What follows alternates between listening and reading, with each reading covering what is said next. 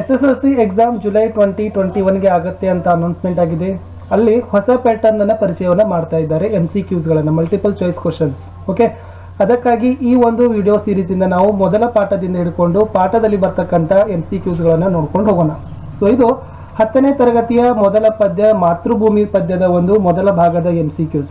ವಿದ್ಯಾರ್ಥಿಗಳೇ, ಬಹಳ ಉಪಯುಕ್ತವಾಗಿರ್ತಕ್ಕಂಥ ವಿಡಿಯೋ ಇದೆ, ಹೊಸ ಪರೀಕ್ಷಾ ಪದ್ಧತಿ ಇದೆ. ಸೊ ಅದಕ್ಕಾಗಿ ತಾವುಗಳು ತಯಾರಿ ಆಗಲೇಬೇಕು, ಬಹಳಷ್ಟು ಕಡಿಮೆ ದಿನಗಳು ಇದಾವೆ. ಸೊ ವಿದ್ಯಾರ್ಥಿಗಳೇ, ತಾವು ಹೊಸಬರಾಗಿದ್ದರೆ ದಯಮಾಡಿ ನಮ್ಮ ಚಾನಲ್ಗಳಾಗಿರ್ತಕ್ಕಂಥ ಸ್ಟಡಿ ವಿತ್ ಪರಶುರಾಮ್ ಚಾನಲ್ ಅನ್ನು ಸಬ್ಸ್ಕ್ರೈಬ್ ಮಾಡಿ, ಜೊತೆಗೆ ಬೆಲ್ ಐಕಾನ್ ಅನ್ನು ಒತ್ತೋದ್ರಿಂದ ಹಿಂದಿ, ವಿಜ್ಞಾನ, ಸಮಾಜ ವಿಜ್ಞಾನದಲ್ಲಿ ಮೊದಲಿಗೆ 3 ವಿಷಯಗಳ MCQs ಗಳನ್ನ ಅಪ್ಲೋಡ್ ಅನ್ನ ಮಾಡ್ತಾ ಇದ್ದೀವಿ. ತದನಂತರ ಇಂಗ್ಲಿಷ್, ಗಣಿತ ಮತ್ತು ಕನ್ನಡಕ್ಕೂ ಕೂಡ MCQs ಗಳನ್ನ ಅಪ್ಲೋಡ್ ಮಾಡಲು ಕಾರ್ಯವನ್ನ ವಹಿಸ್ತಾ ಇದ್ದೀವಿ. ಸೊ ನೋಡ್ಕೊಂಡು ಬರೋಣ, ಈ ದಿನ ಮಾತೃಭೂಮಿ ಪದ್ಯದಲ್ಲಿ ಹೊಸ ಪರೀಕ್ಷಾ ಪದ್ಧತಿಯಂತೆ ಬರ್ತಕ್ಕಂಥ MCQs ಗಳು ಹೇಗಿದ್ದಾವೆ ಅಂತ. ತಾವು ನಮ್ಮ ಟೆಲಿಗ್ರಾಮ್ ಗ್ರೂಪ್ಗೂ ಸಹಿತ ಜಾಯ್ನ್ ಆಗ್ಬೋದು.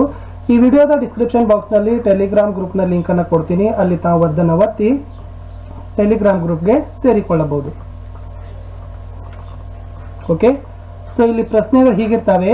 निम्नलिखित प्रश्नों के लिए 4 विकल्प सुझाए गए हैं, उनमें से सर्वाधिक उचित विकल्प को चयन कीजिए.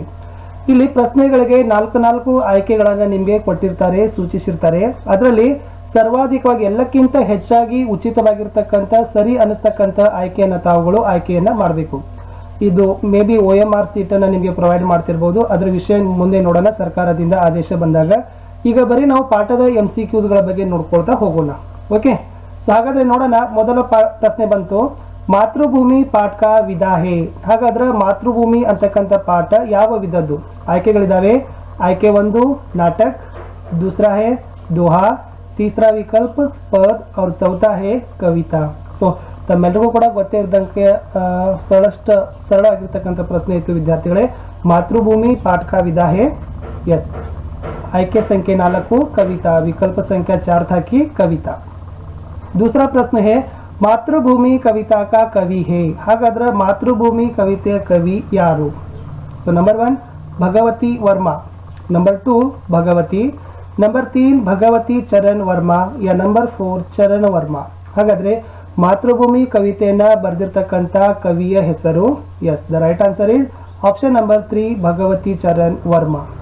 अगला प्रश्न है बच्चों, कवि मातृभूमि को प्रणाम कर रहे हैं. ಸೊ ಕವಿ ಮಾತೃಭೂಮಿಗೆ ಪ್ರಣಾಮವನ್ನ ಮಾಡ್ತಾ ಇದ್ದಾರೆ.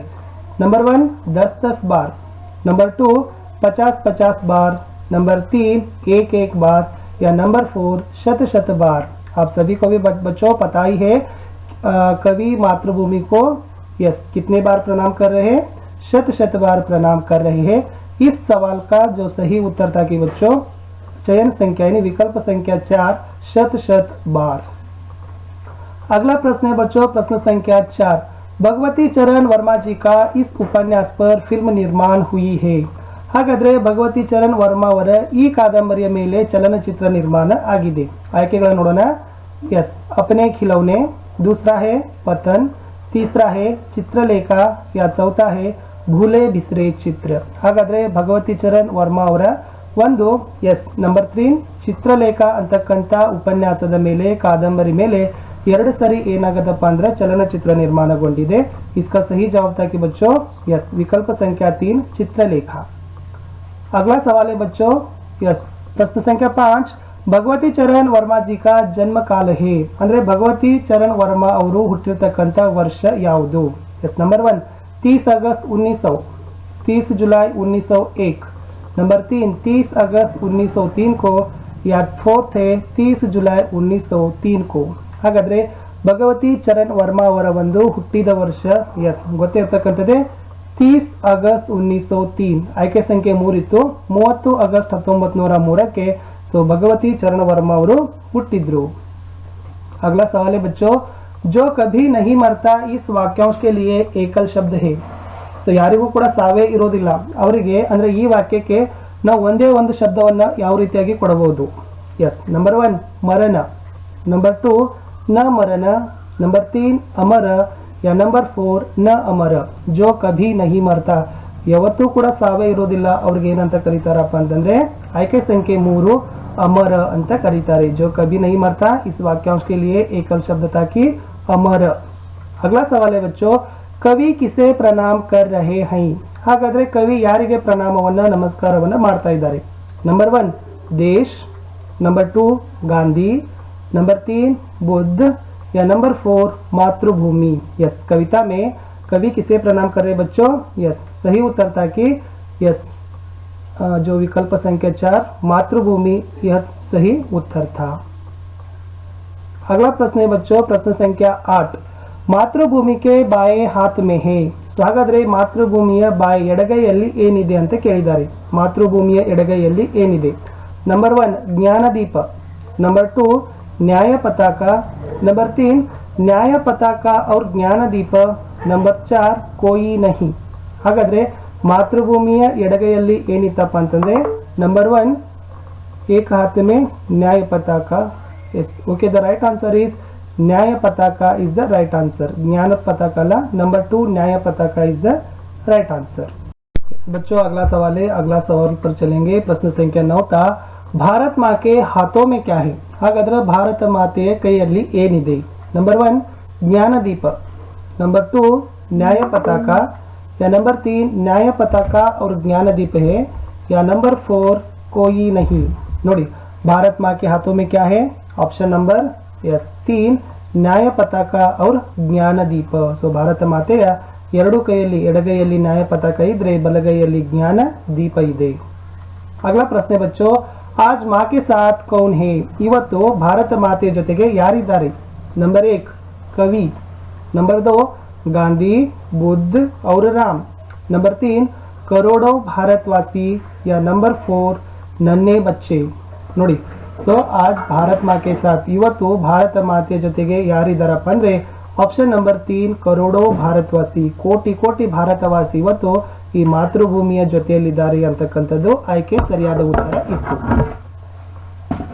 अगला प्रश्न है बच्चों, प्रश्न संख्या 11 सभी और क्या गूंज उठा है? ಸೊ ಎಲ್ಲ ಕಡೆನೂ ಏನು ಪ್ರತಿಧ್ವನಿತ ಆಗಿದೆ?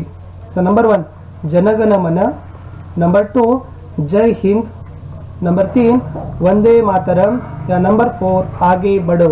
ನೋಡಿ, ಎಲ್ಲ ಕಡೆನೂ ಕೂಡ ಭಾರತದ ಎಲ್ಲ ಕಡೆನೂ ಕೂಡ ಯಾವ ಒಂದು ನಾದ ಪ್ರತಿಧ್ವನಿತ ಆಗಿದೆಯಪ್ಪ ಅಂದ್ರೆ yes the option number 2 Jai Hind. So Jai Hind ಅಂತಕ್ಕಂಥ ನಾದ ಈ ಶಬ್ದ ಎಲ್ಲ ಕಡೆನೂ ಏನಾಗದಪ್ಪ ಅಂದ್ರೆ ಪ್ರತಿಧ್ವನಿತ ಆಗಿದೆ, ಗೂಂಜ್ ಉಠಾ ಹೇ ಅಂತ ಹೇಳ್ತಾರೆ। ओके, अगला प्रश्न है भगवती चरण वर्मा जी का प्रकाशित पत्रिका का नाम है। ಹಾಗಾದ್ರೆ ಭಗವತಿ ಚರಣ್ ವರ್ಮಾಜಿ ಅವರು ಪ್ರಕಾಶನವನ್ನಗೊಳಿಸಿರ್ತಕ್ಕಂಥ ಪತ್ರಿಕೆಯ ಹೆಸರು ಏನು? ನಂಬರ್ 1 ವಿಚಾರ್, ನಂಬರ್ 2 ಸವಿನಯ, ನಂಬರ್ 3 ವಸಿಯತ್, या ನಂಬರ್ 4 ಪತನ್। ಆಯ್ಕೆಗಳನ್ನು ನೋಡಿದಾಗ ಸೊ ಭಗವತಿ ಚರಣ್ ವರ್ಮಾ ಅವರು ಪ್ರಕಾಶನಗೊಳಿಸಿರ್ತಕ್ಕಂಥ ಪತ್ರಿಕೆ ಹೆಸರು ಬಂದ್ಬಿಟ್ಟು number 1 Vichar is the right answer. Vichar ಮತ್ತು ನವಜೀವನ ಅದನ್ನು ಕೂಡ ನೆನಪಿಟ್ಕೊಡ್ರಿ, ಅದು ಕೂಡ ಭಗವತಿ ಚರಣ್ ವರ್ಮಾಜಿ ಅವರ ಪತ್ರಿಕೆ ಹೆಸರು ಆಗಿತ್ತು। अगला प्रश्न बच्चों, भगवती चरण वर्मा जी के इस उपन्यास पर साहित्य अकादमी पुरस्कार मिला है। ಹಾಗಾದ್ರೆ ಭಗವತಿ ಚರಣ್ ವರ್ಮಾಜಿ ಅವರ ಈ ಕಾದಂಬರಿಗೆ ಸಾಹಿತ್ಯ ಅಕಾಡೆಮಿ ಪುರಸ್ಕಾರ ಸಿಕ್ಕಿದೆ। ಆಯ್ಕೆಗಳನ್ನು ನೋಡೋಣ। ಆಯ್ಕೆ यस, जो विकल्प पहला था कि विचार है, दूसरा सविनय है, तीसरा वसीयत है और चौथा है भूले बिसरे चित्र है। ಹಾಗಾದ್ರೆ ಸೊ ತಮಗೆ ಗೊತ್ತೇ ಇದ್ದಂಗೆ ಭಗವತಿ ಚರಣ್ ವರ್ಮಾಜಿ ಅವರ Bhule Bisre Chitra the option number 4 is the right answer. Bhule Bisre Chitra ಅಂತಕ್ಕಂಥ ಒಂದು ಉಪನ್ಯಾಸಕ್ಕೆ ಕಾದಂಬರಿಗೆ ಕೇಂದ್ರ ಸಾಹಿತ್ಯ ಅಕಾಡೆಮಿ ಪುರಸ್ಕಾರ ಸಿಕ್ಕಿದೆ।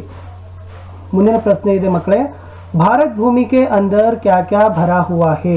ಹಾಗಾದ್ರೆ ಭಾರತ ಭೂಮಿಯ ಒಳಗಡೆ ಏನೆಲ್ಲ ತುಂಬಿಕೊಂಡಿದೆ? ಆಪ್ಷನ್ 1 वन संपदा, ऑप्शन 2 खनिज संपत्ति, ऑप्शन 3 दोनों ही, ऑप्शन 4 कोई नहीं। ನೋಡಿ, ಒಂದನೇದ್ರಲ್ಲಿ ಏನಿದೆ ವನ ಸಂಪದ ಅಂದ್ರೆ ವನ ಸಂಪತ್ತು, ಖನಿಜ ಸಂಪತ್ತಿ ಅಂದ್ರೆ ಖನಿಜದ ಸಂಪತ್ತು, ಮೂರನೇದು ದೋನೋ ಹಿ ಅಂದ್ರೆ ಎರಡು, ನಾಲ್ಕನೇದು ಕೋಹಿ ನಹಿ ಅಂದ್ರೆ ಯಾವುದು ಅಲ್ಲ, ನನ್ ಆಫ್ ದ ಅಬವ್ ಮೇಲಿನ ಯಾವುದು ಅಲ್ಲ।